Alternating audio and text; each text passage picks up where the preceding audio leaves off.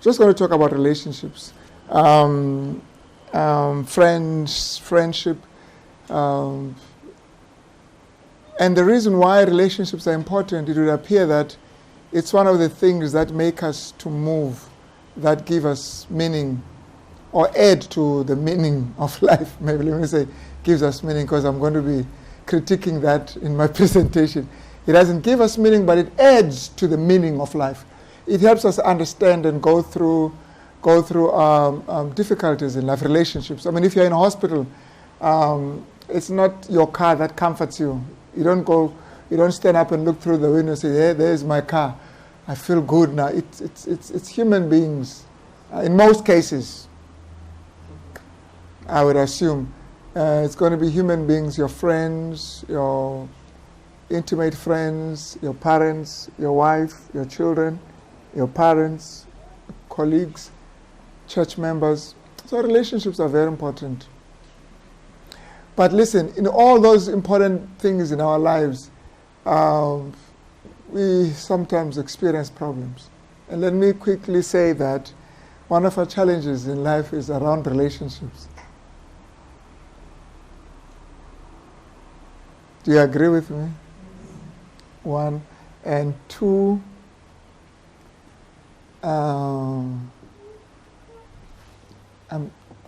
got an SMS here, just the latest. Just let you. No, I'm not going to read the SMS. I just want to remember. It's a very important thing that this person raised. She says he feels the need to love and to be loved. Puts it in that for I need to love and I need to be loved, but I keep getting in and getting out of relationships. I don't know what's happening. As much as we need relationships, but we know that those things that we need can mess us up, especially if we don't get them, or we get them but in a distorted way. Because you need something, sometimes you are willing to pay any cost, any price to get it. And that's where it becomes dangerous. There are two extremes in relationship, and I want you to relax and be free here. Don't wait until 5 minutes before the period is over and you start getting all kinds of inspiration. And you start asking questions. Feel free. That's why you're in this. It's because your friend needs to know what we're talking about. You're not doing it for yourself. I'm saying you are not here for yourself. You are here for your friend. So because it's your friend that you want to help by attending these seminars. So when you ask questions, it's not about you, it's about your friend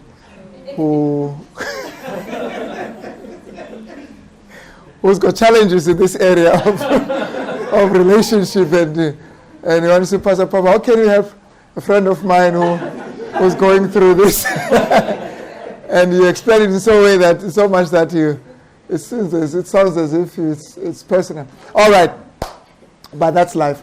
Let me quickly say, so that we can be able to see where we're going with this, that in relation. Okay, let me not only in relationship. Generally, in life, there are few things that you're addicted to that are good. But once you use the word addicted, then there's a problem. It means now you're not enjoying what you are doing, it is enjoying you. It turns around. So there's one thing to fish, to go out to fish, but it's another when the fish is fishing you. So it's like you don't catch the fish, it catches you. You know what I'm trying to say? You catch the fish, but then your identity now is linked to the fact that I've caught the fish. So if you let go of the fish, you feel like I might as well die. So, but there's nothing like that. But you understand what I'm trying to say. So now that you have caught the fish, in reality, psychologically, it's the fish that has caught you. It may be a dead fish, but that dead fish gives you life.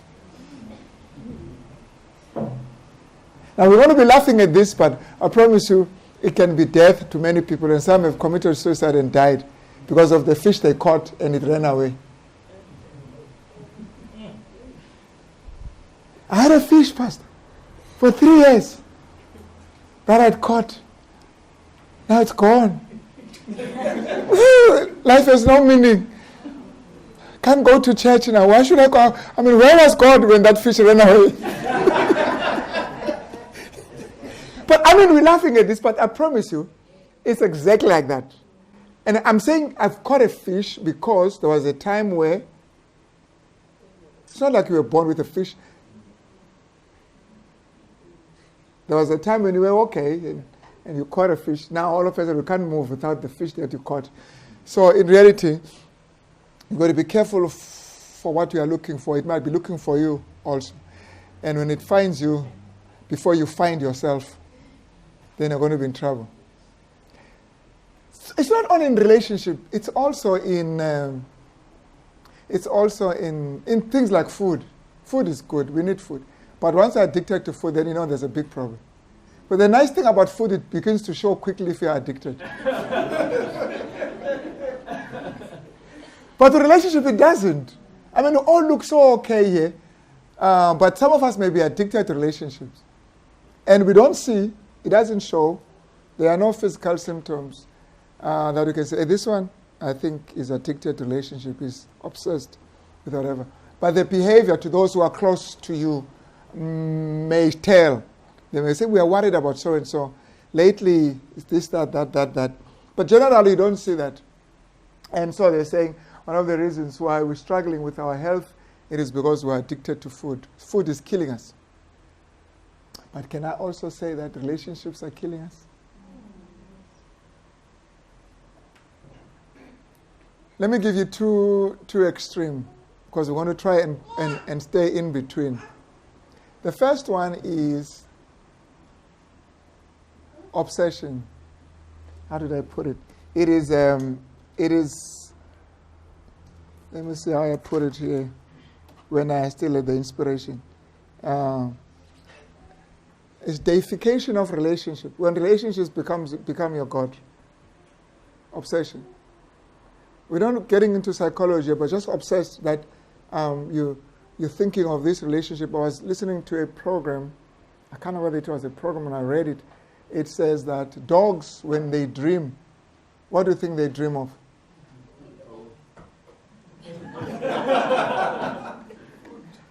Because there's documentary evidence, there's evidence that dogs do dream. They go through the same phases we go through when we're sleeping. No. You know, those phases, so they do dream, but then the question is, what do they dream of? And they were speculating, because we have to bring a dog here to help us solve the whole thing. And they dream of their master. You see, dogs are so close to their owners. So their lives revolve around the owners. They just want to please the owner. They just want to do everything for the owner. So when that dog is sleeping, it's sleeping and it's dreaming. It's going to be the owner trying to save the owner. The whole life of that dog revolves around the owner. So the dream also will be around the owner. I'm seeing so many people on this class. Sorry if you can help me. So what do you dream about? Do you dream of your owner as well? You see, there you go. In your relationship, if your dreams are going to be colored by the relationships you have, not on itself, it doesn't mean it's wrong. But it depends what kind of a relationship. But if you're always dreaming about your father, you and your father and your mother and your parents always, I mean, that's good, but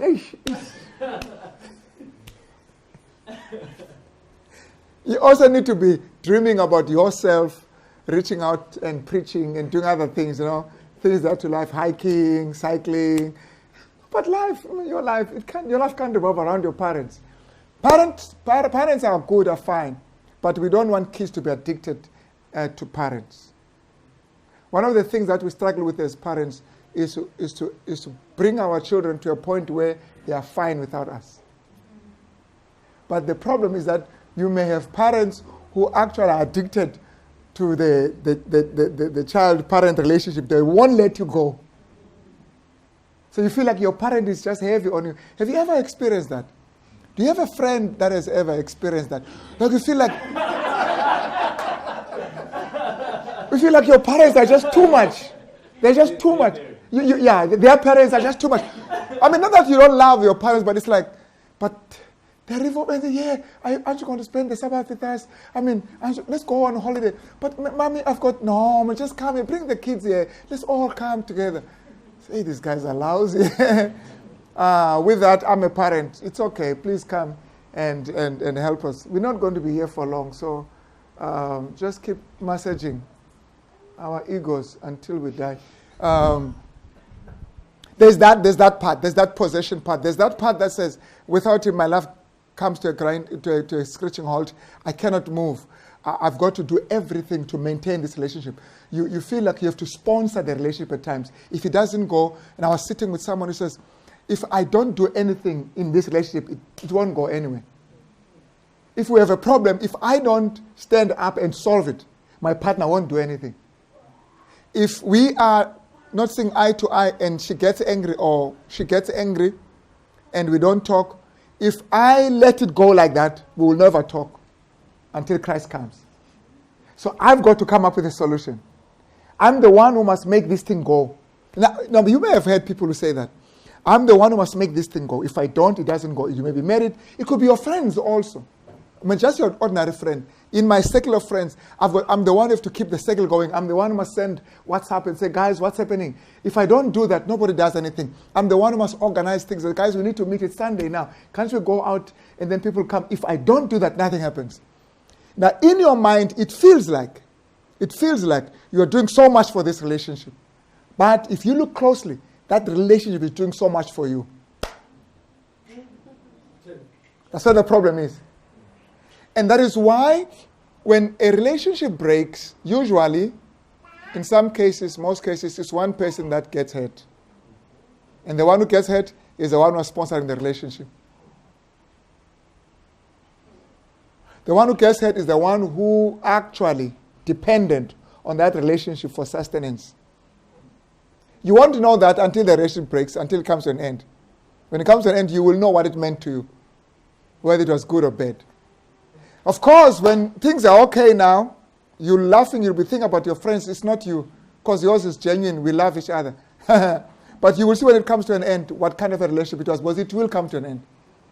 Let me tell you something. Dysfunctional relationships do come to an end because there's one partner that cannot tolerate. You see, there's one partner in the relationship that will suffocate. I call it suffocating relationships. There's one partner that's going to say, listen, I can't take this anymore. Unless, of course, you are lucky your partner dies before she gets to that point. But, yes, that's true. There are times where you just say, thank you, God, thank God. I didn't kill him. I didn't kill her. But for me, this is it. All right? And you're not bad when you say that, because it's not like the person won't be saved because of that. But I'm just saying, listen, he's fine. When Christ comes, we may meet in heaven. But before then, I'm going to be fine. I mean, really, this guy, it's good that he's dead, because he was killing me. But don't say that loud. Okay? Because people might say that, how can you say that? But say it in your heart and say, Lord, you are wonderful. Not because he did it, but, you allow these things to... Death can be so much a blessing. A friend of mine came to me and says, I want to divorce my wife. And she's like, this. I said, a long list. That's what you do when you want to divorce a person. You do a research on reasons why you need to do away with it. So she said all kinds of... But now she can't remember why he married her. When you ask, but why did... Then I said to him, no, man, don't divorce her. Usually the least I know about human beings, they don't live forever.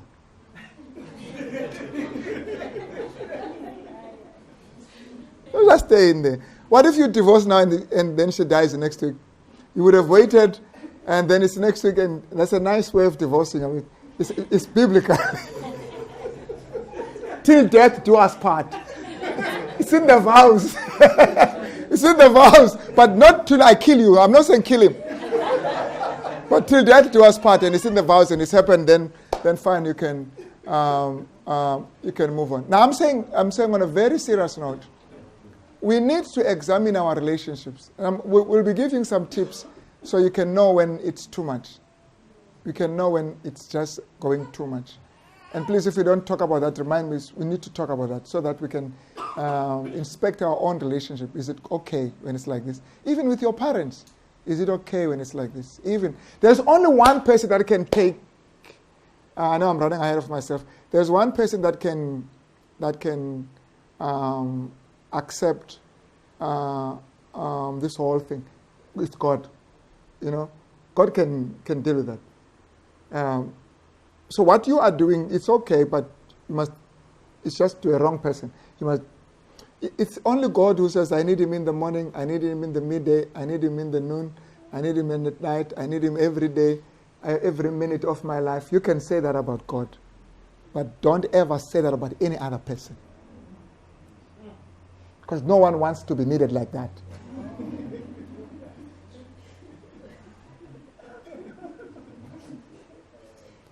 It's not a friend of mine in one church. The pastor in one church, associate pastor. So, pastor, we want to have a chat with you, me and my wife. And then as we were talking, the wife says, our problem in our marriage is that my husband loves me too much.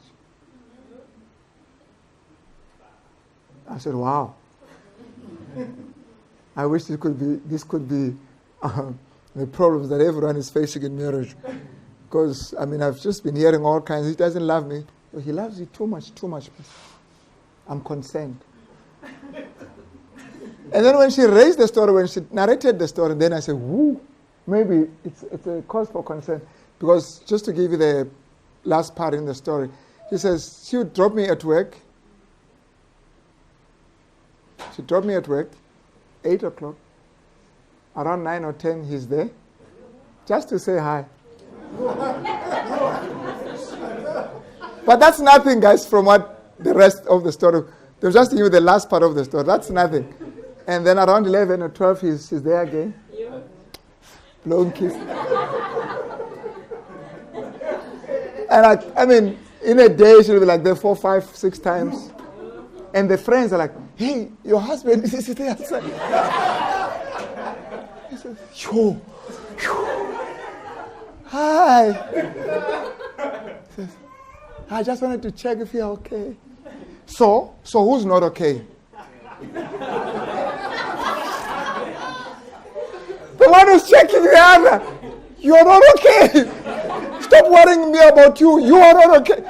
Now that's okay. You can do that with God. You can pray without ceasing. That's fine. But not with another human being. Get tired. Live your life. Please, just go. Go and watch soccer. Go somewhere. I want to clean the house, Now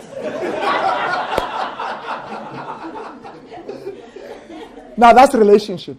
It is a relationship that is gone bad or going bad, where one partner feels like, this is it, I cannot take it. I cannot take it anymore. And it is all kinds of things, especially the intimate ones where there's love involved. Like, I love him. And it can also be very abusive. And the person who's abused will not go. So it's like, you've got the one who's abused, he cannot go because he gets so much from this relationship. And he will tell you that otherwise he's fine, Pastor. It's just that he beats me once in a while. But he's fine. He needs that relationship. She needs that relationship. And then the fact that she's beaten once in a while, she can take that. Because if she gets out of this relationship, the pain will be more. This is painful. Being abused is painful. But getting out will be more painful. So we think this person there's something wrong with him. No, there's not. He's really making a good choice. Just that we don't appreciate. He's in a bad space. So he's making a good choice that I'd rather stay here and go through this than be out of this, because this means so much to me. And unfortunately, the one who's abusing, the abuser, as I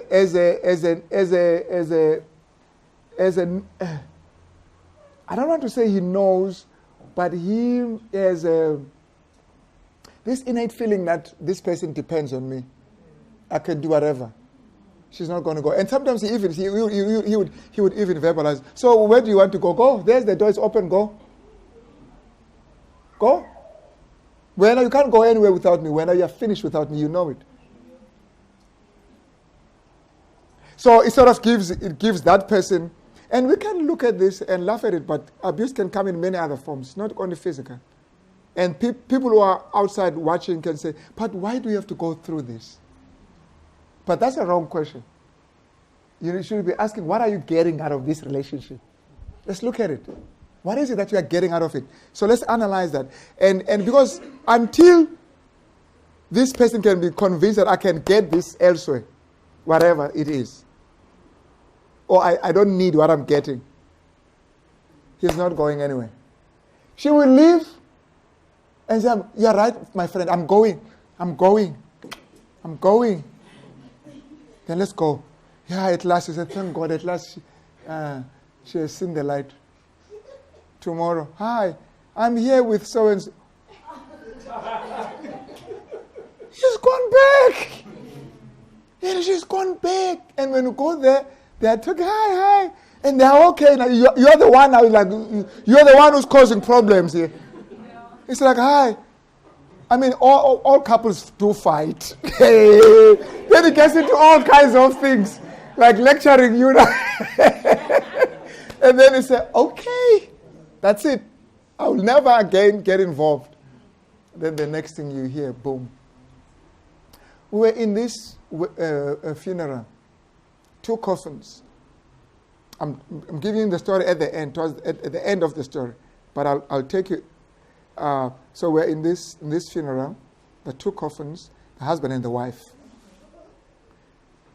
The wife has been shot several times by the husband, and the husband shot himself. Both there in one funeral, husband, wife. I've never attended a funeral like that. You're not saying, hey, he was shot, you say he was shot by this one. But everything is here, you just point here. This one killed this one. This one. So you've got the parents, family for this one. I mean, it's a funeral, so they also need a chance in the program to talk about this one who killed this one. So what do you say about this one who killed this one?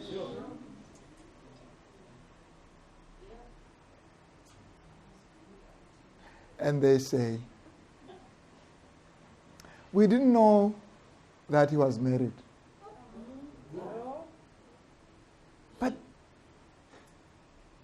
But he brought some uncles and whatever. That was, during the whole of all thing. I said, no.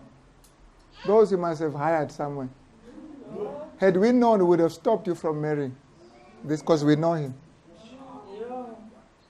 There's something wrong with him. The people we get involved with, some are not okay, and the parents know that. Some parents hope that by them marrying you, they'll be okay. They know that there's something wrong with the child. And they say, we just hope that, because she's a good girl from church, we know that, and this girl will really, maybe he'll be fine. You think you're getting married, and then you're going to be a nurse or a doctor, a psychologist. You think this is marriage, this is a hospital, this is a patient. And nobody tells you that you're marrying a patient. But you should have known also, because you don't just meet the person and marry him the following day. Am I right? So what happened during the whole interaction before marriage? Because you need to check him out. You need to check her out. Is this person normal? People are coming from different backgrounds. Just because a person has walked to church doesn't mean he can walk. Seriously. He may be able to walk physically, maybe emotionally the guy cannot walk. So you can't just from the church to the hall and then you're getting married. See him in other contexts, see him in other spaces and see if he can function. Because you want to marry this guy. And this thing is for life, man. So take your time. And it's going to be the father of your kids or the mother of your kids. And your kids won't have a chance to choose. You're choosing for them as well. So look at this. Look at this thing.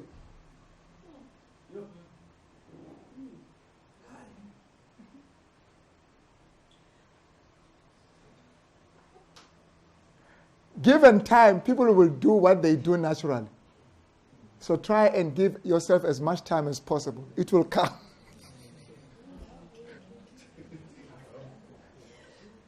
Given time, people will do what they do, and it will just come out naturally.